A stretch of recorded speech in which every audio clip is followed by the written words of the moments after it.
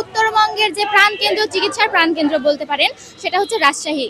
এখন হচ্ছে আমাদের উত্তরবঙ্গের এত মানুষ শুধু চিকিৎসার জন্য রাজশাহীতে আমাদের দাঁতের চিকিৎসার জন্য যে একটা ভালো জায়গা, সেটা বলতে হলে dental unit, Rajshahi medical college dental unit.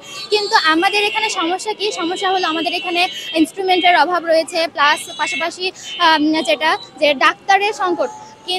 পাশাপাশি হচ্ছে আমাদের মানে ইনস্ট্রুমেন্টের সমস্যার কারণে আমরা প্র্যাকটিস করতে পারতেছি না, এই কারণে আমাদের দক্ষতার একটু প্রবলেম হচ্ছে। তো আমরা যদি ডেন্টাল ইউনিট থেকে ডেন্টাল কলেজে পরিণত করা হয় এটা, তাহলে হচ্ছে আমরা এটা স্বতন্ত্র হয়ে যাব। তখন হচ্ছে আমাদের ইনস্ট্রুমেন্ট বলেন, আমাদের দক্ষ শিক্ষক এগুলো বেশি পাবো। এটা ডেন্টাল ইউনিটটা সেটাকে রাজশাহী ডেন্টাল কলেজ হিসেবে পূর্ণাঙ্গ একটা রূপ দেওয়া, বাস্তবায়ন করা। তো আমি 2019-20 সেশনের একজন শিক্ষার্থী ছিলাম। 2019-20 সেশনে যখন ভর্তি হই তখন থেকে শুনে আসছি যে রাজশাহী মেডিকেল কলেজ ডেন্টাল ইউনিটকে একটা পূর্ণাঙ্গ কলেজ, রাজশাহী ডেন্টাল কলেজ হিসেবে রূপান্তরিত হবে। সেই আশাতেই ভর্তি হয়েছিলাম যে ইনশাল্লাহ একদিন হবে।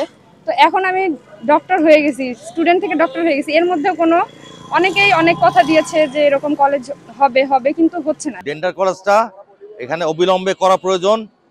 আমরা অনেক আশ্বাস পেয়েছি, আমাদের সমস্ত অবকাঠামো তৈরি আছে, আরও কিছু করতে হবে, সেটা ধাপে ধাপে হবে। আমরা বরাদ্দ আসলে পারে এখানে হোস্টেল হবে, আরও যা যা প্রয়োজন, লাইব্রেরি হবে, যা যা প্রয়োজন ওটি হবে, যা যা প্রয়োজন সব হবে আর কি। কিন্তু হচ্ছে না এখন এই কারণে যে এই দুইটা ফাইল আটকায় গেছে, চট্টগ্রাম এবং রাজশাহী।